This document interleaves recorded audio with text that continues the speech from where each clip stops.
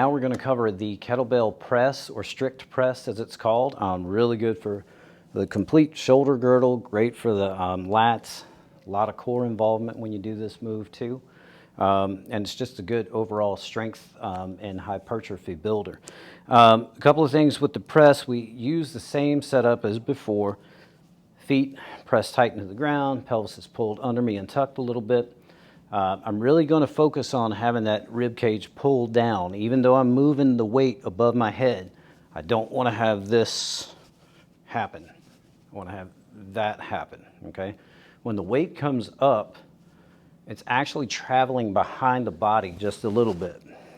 Remember, the weight of the bell, the way it's dispersed, it's automatically going to be pulling you back that way a little bit. We're kind of going to naturally fall into that, and then we're going to give it just a little more oomph to press it behind us.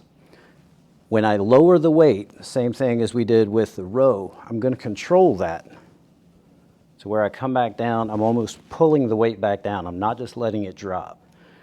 We start the press in what's called the rack position, which is up right at the shoulder blade is where your fist lands. It's almost like you're carrying a backpack or a purse over your shoulder. That's where you start.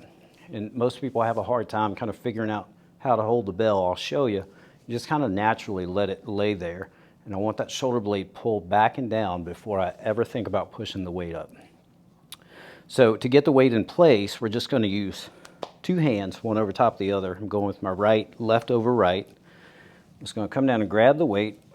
And for now, we're just going to set it in position this way. It's just a little bit simpler than trying to learn a clean. From here, pelvis is pulled under, feet are down, tucked. This hand is out to the side. You can actually make a fist and squeeze. It, believe it or not, helps with your strength on the opposite hand. I'm going to set everything down. Rib cage is down, shoulders pulled back. I'm going to press overhead. And once the weight gets up there, I'm going to sit for a second, and then I'm going to actively pull it back down. From the side, very similar. Like we said, in the row, in that pull down, I want to control that motion. So I'm going to grab my weight, bring it into place. Hips are tucked under. I'm going to drive it up. It's going to finish slightly behind my ear.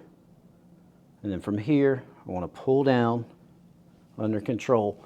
The trick with this is not in the arm as much as you think it is. It's a lot of lat involvement. It's a lot of tension in the glutes that creates a strong base. Press, control down.